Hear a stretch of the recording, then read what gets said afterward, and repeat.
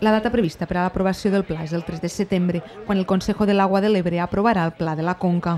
Ho farà després d'haver resolt les al·legacions presentades per les parts implicades. En el cas de les Terres de l'Ebre, això representa que han obviat les 4.000 esmenes presentades per la ciutadania i la mateixa plataforma en defensa del riu.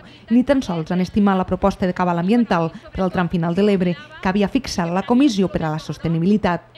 El pla de conca que s'aprovarà és pitjor que el pla de conca anterior.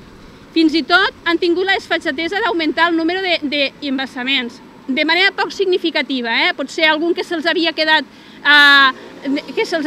i ja l'han introduït. Els cabals ecològics, en el cas de l'Ebre, en el cas del Delta de l'Ebre, que era una condició que els demanaven des de la Unió Europea que es revisessin perquè no aconseguien mantenir l'estat ecològic del Delta de l'Ebre, no els han revisat i han menyspreat la proposta de cabals que surt des de la Comissió de Sostenibilitat.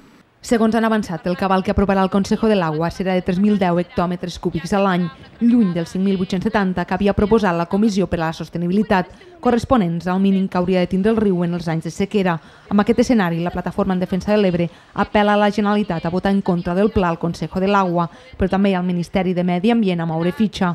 Volen que faci respectar el cabal que van pactar a la comissió, en la qual el govern estatal també hi va ser present.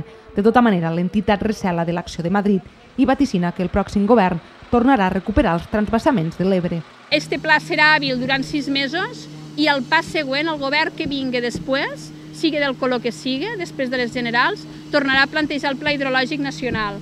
I el Pla Hidrològic Nacional tornarà a ficar damunt la taula transvasaments. Pensem que tant si hi ha un govern com un altre, entre altres coses, perquè tots els governs que han hagut precedents, tots els governs han plantejat la mateixa solució.